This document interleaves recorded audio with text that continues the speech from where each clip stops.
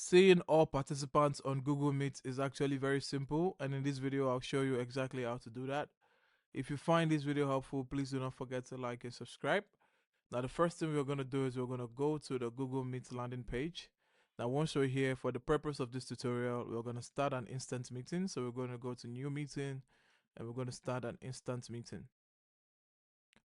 Now once the meeting loads, you'd have to wait for other participants to join, or you can share this link to them and they will join via this link.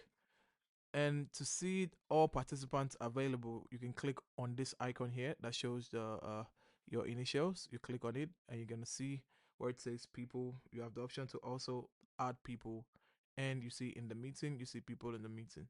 Now currently I am the only one in the meeting, but once people start joining, you're gonna see them being listed here in the meeting.